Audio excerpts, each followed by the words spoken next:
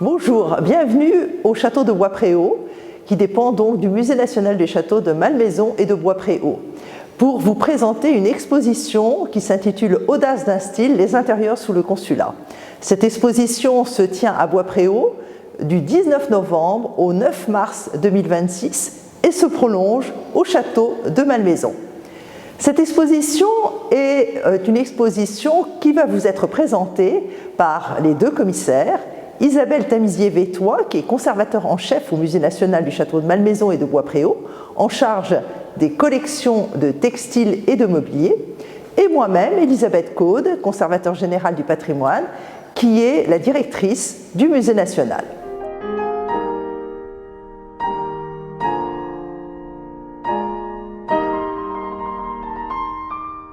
Dans cette exposition, nous avons tenu à montrer l'inventivité du style consulaire qui est préparé non seulement par les années d'avant la Révolution, mais également par les années du directoire qui a vu exploser un renouveau artistique dans tous les domaines. On pourrait se demander pourquoi une telle exposition à Malmaison. Eh bien tout simplement parce que Malmaison est la maison du consulat par excellence. C'est la maison qui abrite Bonaparte et Joséphine et dont la restauration est justement lancée au lendemain du coup d'État du 18 Brumaire. Et en même temps, c'est aussi la maison qui, au sein des sites napoléoniens, est destinée à montrer non seulement l'ascension politique et militaire du général Bonaparte, mais également tous les aspects des arts décoratifs de cette période. Alors, qu'est-ce qui distingue le directoire du consulat? Il faut tout simplement rappeler que durant le temps du directoire, petit à petit, Bonaparte s'est imposé comme un général de génie et qu'au lendemain du retour de la campagne d'Égypte, eh bien, il a réussi ce coup d'État du 18 Brumaire qui lui a donné en fait les clés du pouvoir, un pouvoir qui est désormais intitulé consulat en référence évidemment à l'Antiquité romaine. Et cette convergence à la fois d'une nouvelle donnée politique, d'une nouvelle société issue de la Révolution et du Directoire et d'un nouveau goût à la mode qui explique eh bien, les caractéristiques et l'explosion de cette inventivité à l'époque consulaire. Alors cette période du consulat est marquée par des personnes vraiment influentes artistiquement, Percier et Fontaine, qui auront de beaux jours devant eux sous l'Empire, mais qui émergent véritablement déjà dès la fin de la Révolution et qui vont véritablement prendre une place de tout premier rang sous le consulat en devenant architecte du gouvernement. Mais il ne faut pas réduire cette inventivité à ces deux artistes. Il faut penser évidemment à Dominique Vivant-Denon qui va suivre le général Bonaparte en Égypte et qui va être véritablement un conseiller artistique pour Bonaparte, pour Joséphine, et qui va fournir un certain nombre de motifs à ces artistes qui vont s'imprégner de ces différentes influences égyptiennes ou romaines, antiques en tout cas, eh bien, toutes ces personnalités vont véritablement apporter la pierre à l'édifice de ce style consulaire. Il ne faut pas oublier non plus Jean-Baptiste Isabey qui fera partie, comme David, du cercle, on va dire, presque des intimes du couple Bonaparte. Jean-Baptiste Isabey va créer des décors de théâtre, notamment pour Malmaison, et il va donner une inspiration aussi à ce style consulaire. Donc on leur doit, à tous ces artistes, cette nouveauté dans les formes des arts décoratifs.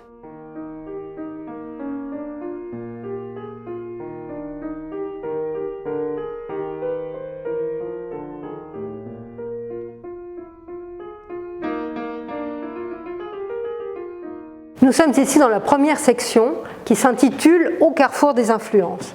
Nous avons parlé des artistes. Elisabeth vous a dit que les artistes, bien dit avant, avaient commencé à travailler bien avant la Révolution, à la fin de l'Ancien Régime, et avaient mis déjà en place un certain nombre de motifs, ce retour à l'Antiquité qui va prendre un essor phénoménal après les fouilles d'Herculanum et de Pompéi dans les années 1750, ne va faire que s'accroître pendant toute la fin du XVIIIe siècle. Et juste avant la Révolution, Marie-Antoinette va commander un ensemble de sièges pour la laiterie de Rambouillet.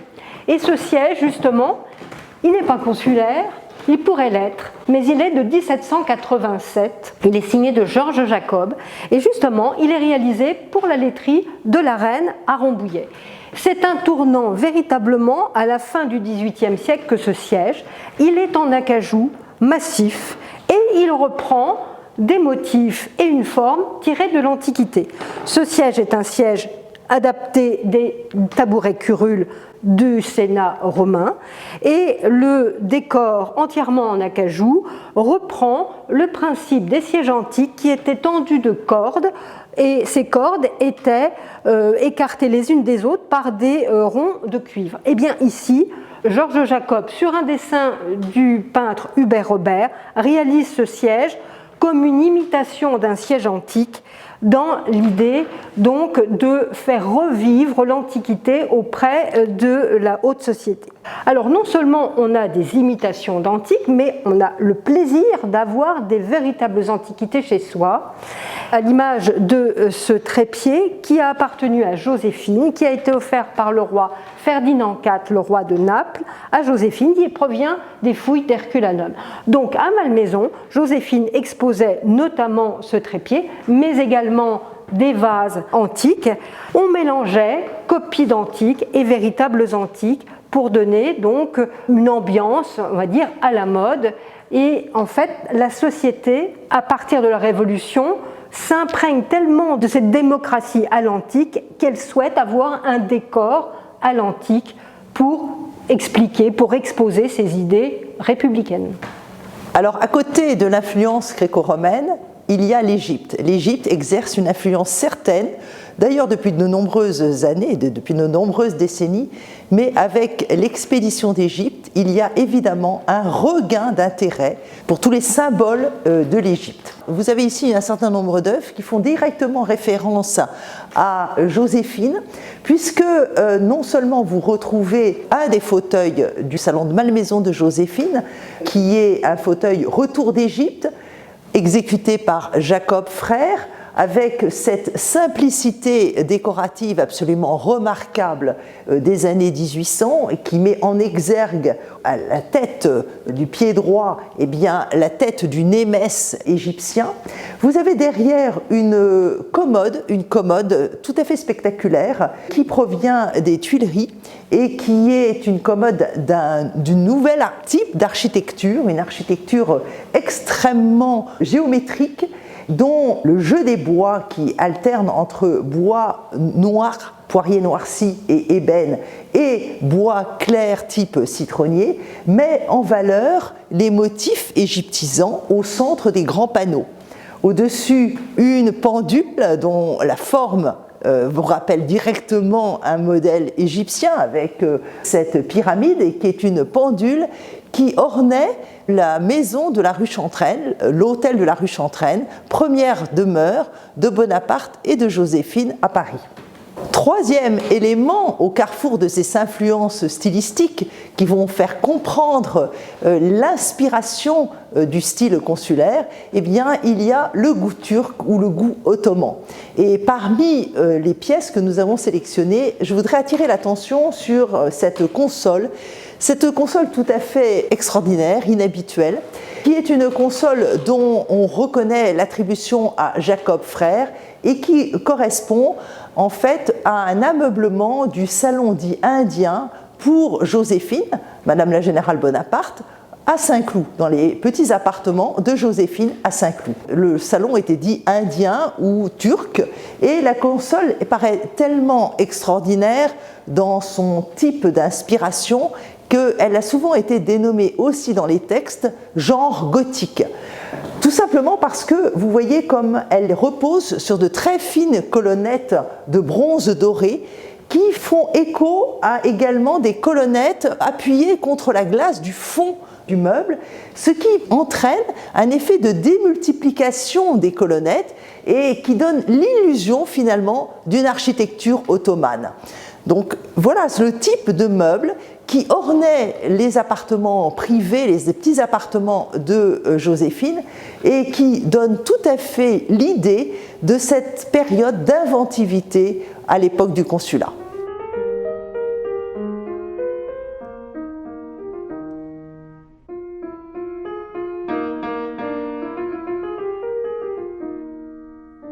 Alors dans cette seconde salle, nous avons voulu développer en réalité le vocabulaire et le répertoire ornemental autour de 4 sections.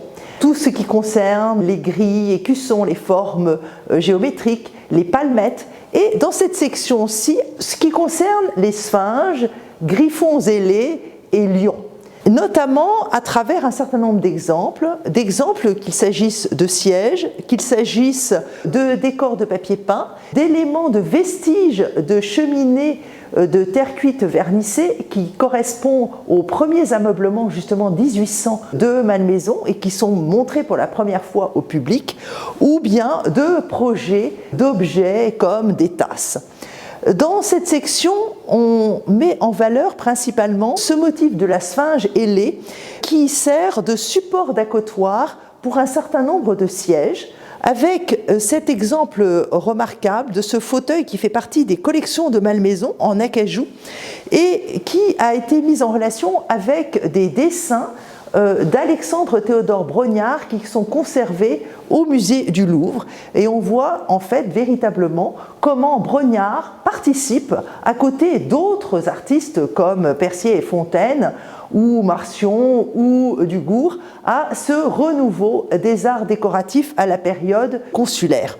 Et vous remarquerez comment cette sphinge ailée, avec des pattes avant extrêmement tendues, se retrouve sur ce dessin préparatoire. À côté, vous avez un fauteuil, une bergère, qui est véritablement un chef-d'œuvre, puisqu'il s'agit en réalité d'un fauteuil qui provient de l'ameublement du salon de Juliette Récamier. Et vous remarquez à la fois l'extraordinaire jeu des bois, des essences de bois, toujours entre bois clair et bois foncé, et également la façon dont là, le motif du sphinge ailé a été en réalité traité de façon différente, de façon beaucoup plus ramassée, et les ailes sont beaucoup moins épanouies, mais ce sont de bons exemples de la diversité d'interprétation de tous ces artistes.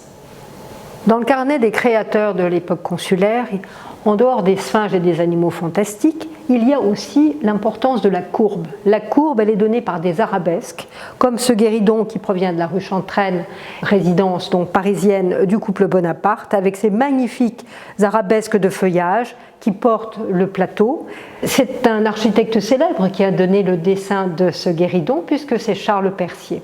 Les courbes, c'est aussi le coup d'un cygne, par exemple, et on trouvera très souvent à l'époque consulaire le motif du cygne qui sera décliné sur les tasses de Sèvres, sur les sièges, et notamment sur ce siège qui a une forme toute nouvelle, qui est un siège gondole, dont le dessin de Percier, qui est au Metropolitan Museum de New York, est reproduit sur la simèse, avec toutes les indications de Percier quant au décor du textile, qui a été reconstitué ici. Ces deux grands signes majestueux par la courbe de leur corps et de leur cou poursuivent la forme gondole de ces sièges, qui aura de beaux jours aussi devant lui, puisqu'on retrouvera cette forme très utilisée dans les années des Arts déco. Donc ce siège qui a été réalisé pour Joséphine dans son boudoir à Saint-Cloud, donc un siège extrêmement confortable, qui sera donc une des pièces majeures de cette époque consulaire. Comment ne pas parler du cygne dans cette athénienne? Alors celle-ci était un tout petit peu plus tardive parce qu'elle date de l'époque Empire. L'athénienne originale a été créée par Biennet pour le premier consul aux Tuileries. C'est un meuble qui d'un raffinement extraordinaire. On y voit donc des cygnes avec leurs ailes déployées et leur cou porter la cuvette pour les ablutions du premier consul, et ces magnifiques dauphins qui rappellent la destination aquatique, évidemment, du décor. Donc on voit comment les artistes, les artisans travaillaient en rapport avec les architectes ou les ornemanistes qui leur donnaient les motifs, et donc les artisans réalisaient ces objets de cette manière. Donc Percier avec ce fauteuil et l'Athénienne ici avec le dessin.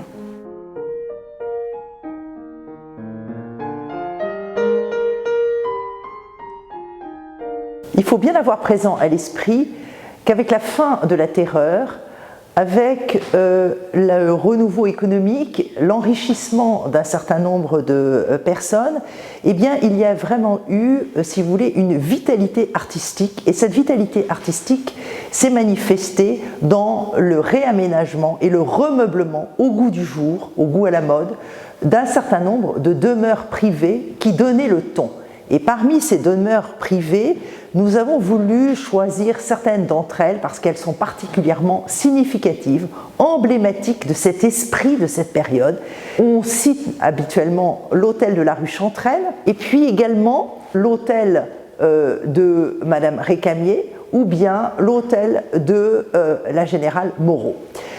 En ce qui concerne l'hôtel de la rue Chantrenne, eh bien, il s'agit tout simplement d'une petite maison au cœur de la chaussée d'Antin que Joséphine, au sortir de la Révolution, va louer à Julie Caro, épouse de Talma, le célèbre acteur, le célèbre tragédien, et qui va abriter les amours de Joséphine et de Bonaparte. Et ensuite, tous deux vont en fait acheter la rue Chantrenne.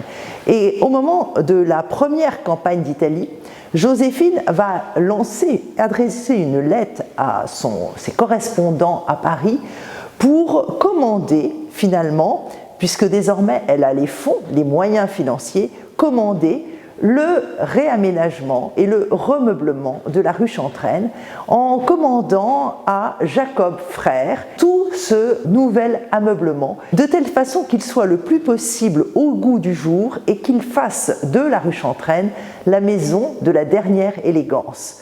Donc vous avez ici un certain nombre de témoignages de cet esprit de la rue Chantrenne, à commencer par ce grand fauteuil de bureau en acajou qui est typique des réflexions de Percier et des productions de Jacob Frère. Et vous remarquerez la forme très ample, le dossier à planche et à grille, et puis également ces piétements antérieurs en forme de lion monopode qui sont traités de façon tout à fait en exergue et qui montrent la qualité de la sculpture. À côté, vous avez un meuble dont on pense qu'il est rentré rue Chantrenne un peu après les premières commandes de 1797 de Joséphine, mais qui est un meuble tout à fait spectaculaire et tout à fait inédit, d'ailleurs qui n'aura pas une postérité artistique tout à fait importante, mais qui est un meuble très significatif de l'ameublement de la rue Chantrenne et notamment du cabinet de travail de Bonaparte. Il s'agit d'un secrétaire dit en arc de triomphe. En fait, le volume général de ce meuble reproduit un arc de triomphe et c'est un meuble qui n'est pas un meuble d'appui puisque en réalité il est flanqué à ses quatre angles de grandes figures de bronze qui en quelque sorte cantonnent les angles et donnent toute son élégance à ce meuble. Indéniablement, quand on regarde ce meuble, on est attiré par l'extraordinaire frise de bronze doré avec ces grands griffons affrontés qui en fait décorent le montant de l'abattant, puisque ce meuble étant un secrétaire, eh bien, nécessairement, eh bien, en abattant cette partie, on peut en réalité avoir un plan de travail pour écrire. Et la frise qui est en dessous correspond en fait à un léger tiroir. Donc c'est un meuble qui en soi n'est pas très fonctionnel, mais qui a une telle puissance, je dirais, architectonique, qu'il est tout à fait significatif eh bien, des recherches stylistiques qui sont menées à l'époque du consulat. Alors parmi les autres maisons tout à fait emblématiques de l'époque consulaire figure la maison rue d'Anjou du général et de la générale Moreau. Le général Moreau était un personnage tout à fait en vue, mais qui a commencé à manifester une certaine opposition à Bonaparte, et cette opposition s'est traduite ensuite par une condamnation à l'exil. Et tout l'ameublement qui avait été commandé à partir de 1802, qui était un ameublement au goût du jour de la part du général et la générale Moreau, va être mis sous séquestre et envoyé à Fontainebleau. Parmi les pièces remarquables de l'ameublement de l'hôtel de la rue d'Anjou figure cette jardinière extrêmement élégante qui repose sur de fines colonnettes de bronze patiné et de bronze doré. Ces fines colonnettes se terminent par des figures de bronze doré représentant des zéphyrs ailés. Et puis, vous devez remarquer également le décor de façade de cette jardinière avec des éléments très intéressants qui sont ces médaillons sur fond bleu, souvent traités façon Wedgwood, qui sont en fait une caractéristique du mobilier et de l'ameublement de la rue d'Anjou et qui se retrouvent sur d'autres pièces de cet ameublement.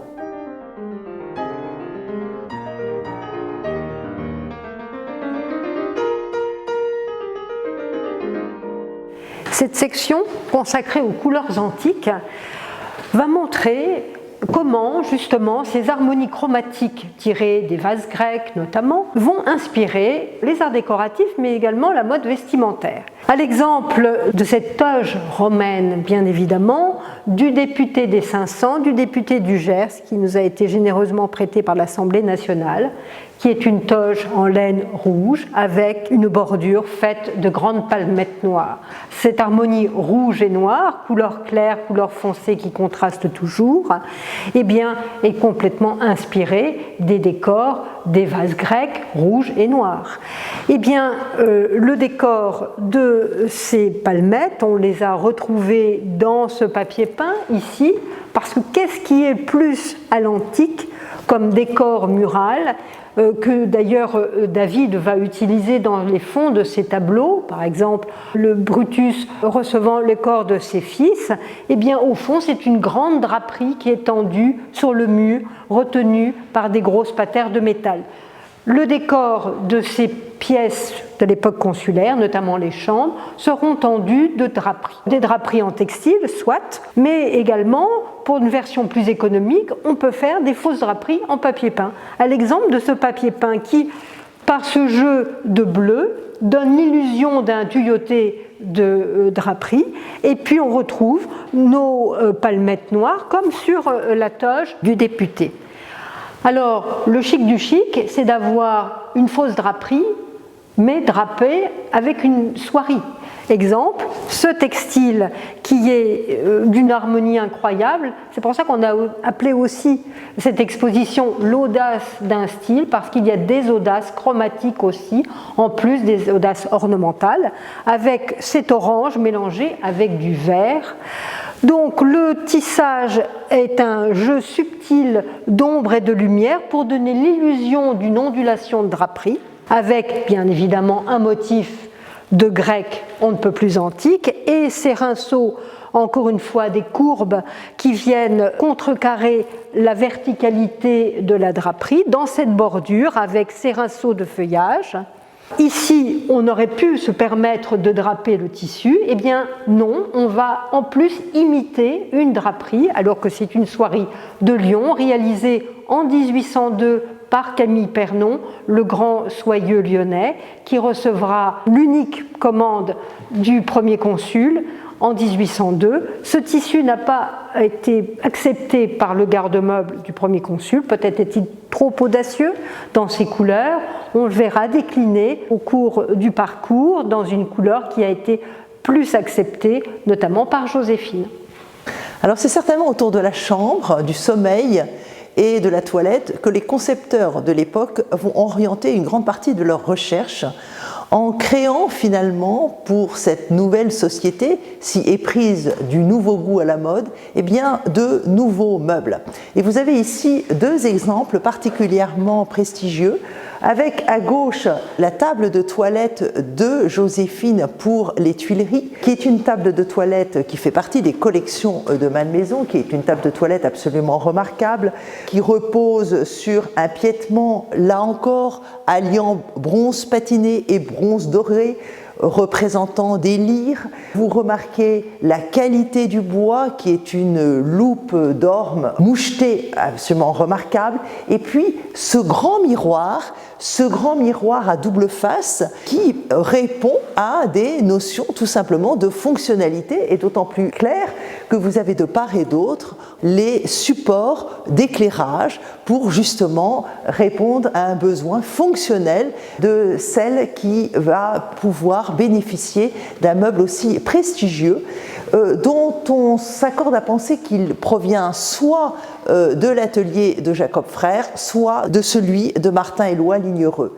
À droite, vous avez un tout à fait nouveau meuble qui est une psyché, et cette psyché apparaît dans les appartements de Compiègne en 1808. Mais il ne faut pas s'attarder sur cette livraison de 1808 par l'ébéniste Marcion, parce que stylistiquement, cette psyché est considérée comme étant bien antérieure. Et pour quelle raison ? Tout simplement parce qu'on voit comment, en réalité, les carquois reposent sur des grandes sphinges ailées, motifs que l'on a déjà vu traité dans les sièges, qui va être traité également, par exemple, dans des consoles, comme la console des petits appartements de Joséphine à Saint-Cloud, et que nous retrouvons ici pour cette psyché de plan ovale. Vous remarquez également comment les bronzes qui accompagnent la partie inférieure de la psyché sont d'une finesse remarquable et rappellent la délicatesse des traitements de bronze doré en arabesque typiques de la fin du XVIIIe siècle et qui se prolonge jusque dans les années 1800. Alors il existe d'autres meubles que vous pourrez découvrir dans l'exposition, comme des tables de toilette, des petites psychés portatives, souvent réalisées d'ailleurs par Biennet, mais qui montrent le soin apporté par les fabricants, par les concepteurs autour de ces nouveaux types de meubles. À l'image des demeures parisiennes, les demeures du pouvoir vont suivre cette nouvelle mode. Eh bien, à travers ces 3 sièges, c'est une sorte de résumé des adaptations du siège du pouvoir romain au pouvoir du consulat. Comme Elisabeth vous l'avez dit, évidemment, le consulat s'inspire du consulat romain et le siège du pouvoir romain, c'est le siège curule, comme celui d'ailleurs de Marie-Antoinette à Rambouillet. Eh bien, il y a ici une transposition. Voilà le siège, par exemple, le tabouret de la salle du conseil de Malmaison, qui est en haut, qui est un dessin de Charles Percier et qui a été réalisé par les Jacob Frères et qui provient, grâce à sa petite étiquette, on en est sûr, de la salle du conseil de Malmaison. Ce qui est extraordinaire dans ce siège, c'est qu'il a gardé sa peinture d'époque. C'est-à-dire qu'il est en partie doré et en partie peint en noir, mais avec une peinture noire tout à fait particulière qui est chargée de poudre de métal de manière à donner l'illusion d'un bronze patiné par le temps. Encore une fois, dans cette idée d'imiter l'Antiquité pour tromper un peu son monde, on peut dire. Le siège curule, donc siège du pouvoir à Malmaison, siège du pouvoir aux Tuileries pour ce siège des consuls aux Tuileries. D'une sobriété déconcertante, n'oublions pas cette sobriété républicaine, pas d'artifice, pas d'ornement, le moins possible, et en s'adaptant à la mode antique, avec juste ces têtes de lion, ici très sobres. Le siège du pouvoir, c'est aussi le fauteuil curule du tribunal de cassation. On retrouve le même principe de piétement en X, et puis ces 2 boules qui reprennent aussi les sièges que Percier et Fontaine ont vus en Italie pendant leur long séjour au moment de la Révolution en Italie. Sur les sièges, par exemple, des collections du Vatican, des sièges en marbre, eh bien, c'est ici transposé en acajou, avec un dossier garni, mais très rigide, et puis une assise qui reprend le principe du tabouret curule, légèrement incurvé. Ce tabouret curule, on le voit ici reproduit dans le recueil de Percier et Fontaine, publié à partir de 1802. Ce modèle servira pour Joséphine également à Saint-Cloud.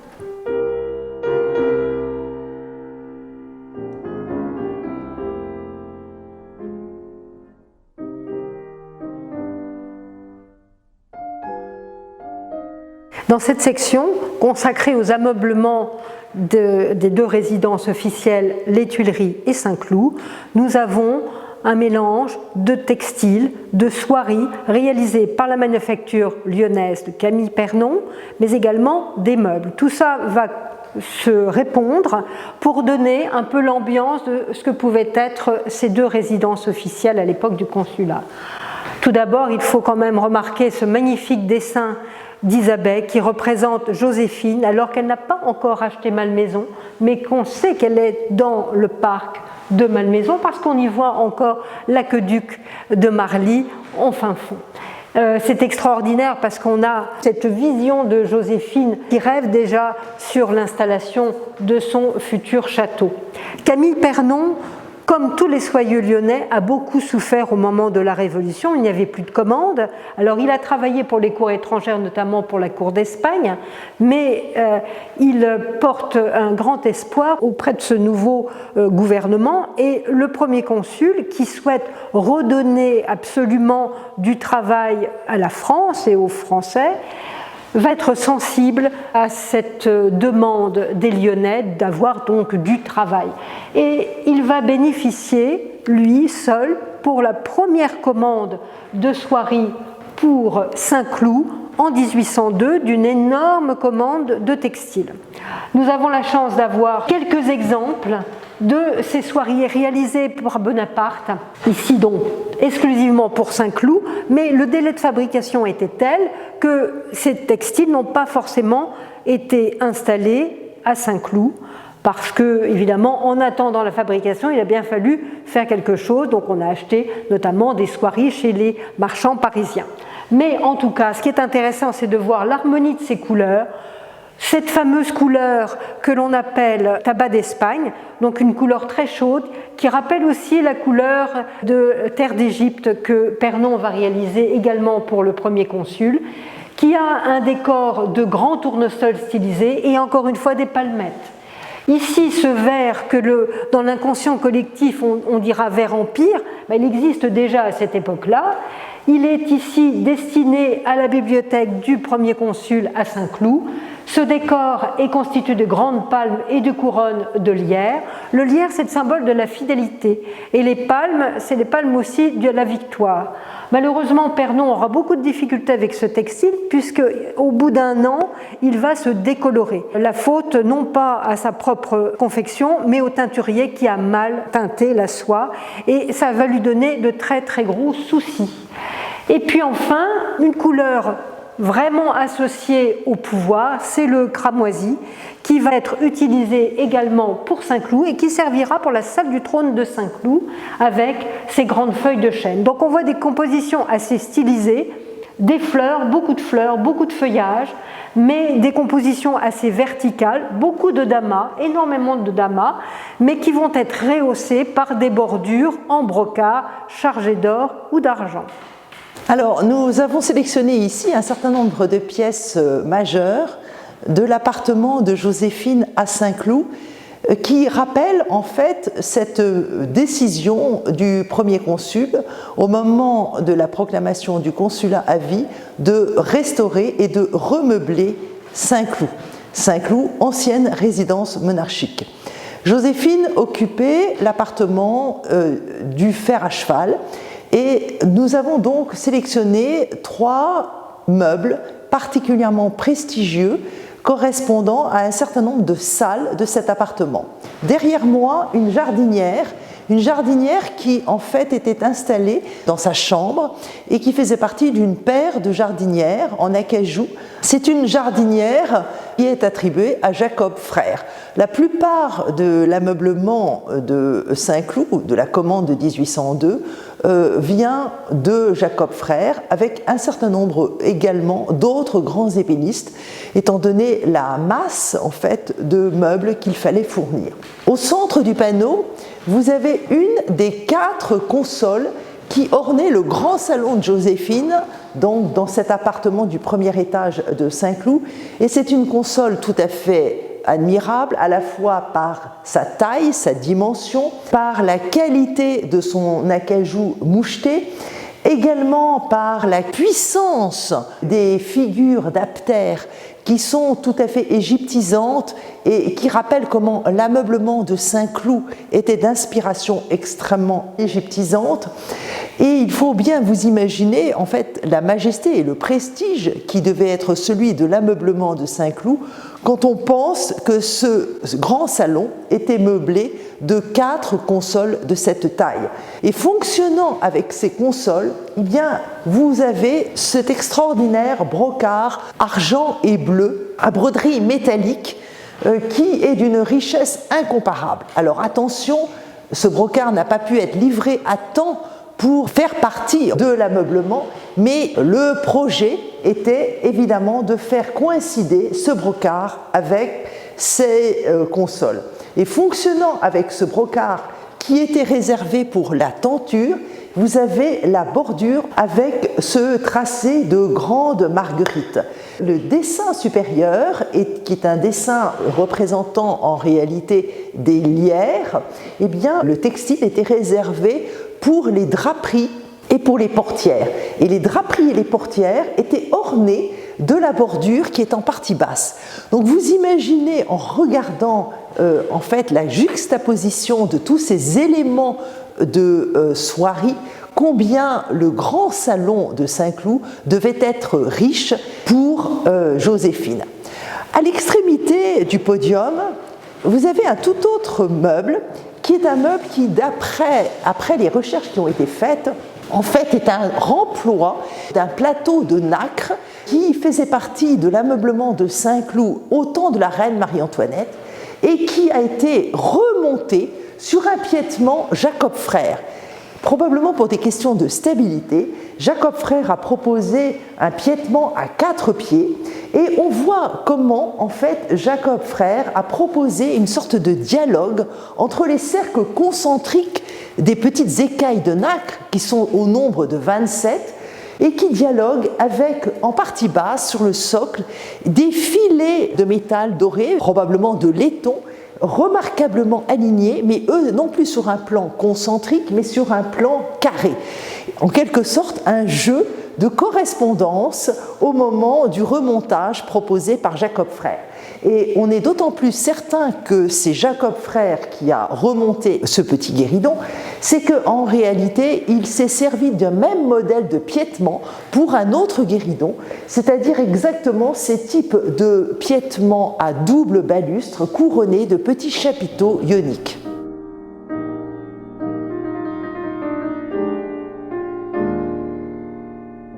Il nous paraissait important de montrer comment ce nouveau style, ce nouveau goût se diffuse. Il se diffuse à travers un certain nombre de publications dont la principale est Meubles et objets de goût. Et quand vous feuilletez ces fascicules, vous voyez comment les pièces maîtresses en fait, de l'ameublement des plus célèbres maisons ou des résidences officielles sont en quelque sorte reproduits, invitant le public amateur, les personnalités qui ont des moyens et qui souhaitent remeubler leurs décors intérieurs, en fait, à reprendre des modèles déjà existants. Et à ce titre, vous avez ici un charmant petit guéridon tripode reposant sur un piétement de cygne au cou particulièrement fin et aux ailes élancées, qui est en quelque sorte la reproduction quasi identique d'un modèle publié par Meubles et objets de goût. Et si on vous montre ainsi comment ces éléments du style se sont petit à petit diffusés dans toute la haute société, ont quelque part irrigué cette haute société. Et à gauche, venant aussi d'une collection particulière, vous remarquez ce siège qui n'est pas signé Jacob Frère, mais qui sort totalement des ateliers de Jacob et qui peut être tout à fait attribué à Jacob Frère. Et vous remarquez comment, en réalité, ce meuble est particulièrement élégant dans la rencontre de deux courbes, une qualité remarquable du travail de l'acajou, avec ce dossier particulièrement courbe qui repose sur un piétement qui rappelle les piétements des fauteuils curules. Là, ces deux éléments montrent comment la période a été une période de recherche, d'inventivité, de création et comment en réalité cet esprit s'est poursuivi et s'est poursuivi jusqu'à une période relativement récente dont Isabelle va vous parler. Alors à la différence des modes, habituellement qui sont éphémères par nature, eh bien la mode consulaire va inspirer les créateurs jusque dans les années très récentes. En 1980, Jack Lang commande au Mobilier National un nouveau mobilier pour son bureau de ministre de la Culture. Sylvain Dubuisson est chargé de cette réalisation. Voici un des fauteuils de visiteurs. Ce siège, quand je le vois, je ne pense évidemment qu'au siège de Charles Percier pour Joséphine à Saint-Cloud.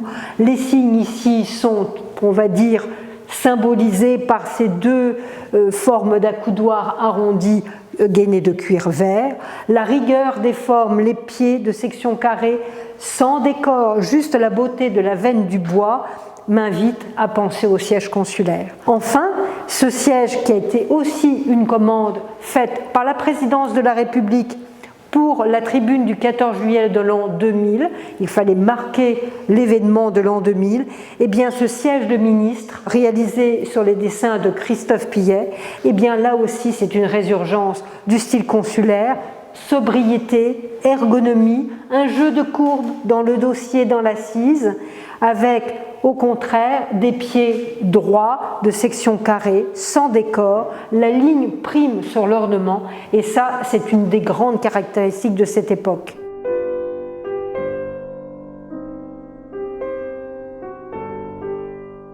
Alors très franchement, cette exposition n'aurait pas pu voir le jour sans la générosité de prêts de nombreuses institutions, dont en particulier le Mobilier National, la Manufacture de Sèvres, les châteaux de Compiègne, de Versailles, de Fontainebleau, le Musée des Arts Décoratifs, le Musée du Louvre, et également de nombreux collectionneurs privés qui ont pour certains requis l'anonymat, mais qui pour d'autres sont présentés ici, notamment la maison Le Lièvre, qui a prêté ce fonds extraordinaire de textile de Camille Pernon. Si les images vous ont séduit, si nos commentaires, Isabelle Tamizier-Vétois et moi-même, vous entraînent dans la découverte de ce style consulaire, eh bien, venez nombreux à Bois-Préau. Le château est ouvert tous les après-midi, sauf le mardi, de 13h à 17h30. Et puis, prolongez votre visite par Malmaison, où vous pourrez vous replonger dans l'atmosphère d'une maison consulaire, redécouvrir les ameublements du temps de Joséphine, des chefs-d'œuvre de l'art consulaire, et puis à l'étage, dans l'antichambre de l'impératrice, découvrir un certain nombre d'inédits, de dessins de Percier et de Fontaine, à nouveau des cheminées de terre cuite vernissées provenant justement de démontage de cheminées de Malmaison et qui sont présentées pour la première fois au public, ou bien les photos de la frise de la chambre consulaire. Nous vous attendons nombreux et pour ainsi redécouvrir cette période de créativité qui fut celle de la période consulaire, de créativité, d'inventivité, d'originalité, et qui nous rappelle tellement ce temps sous l'égide de Joséphine et de Bonaparte. Merci.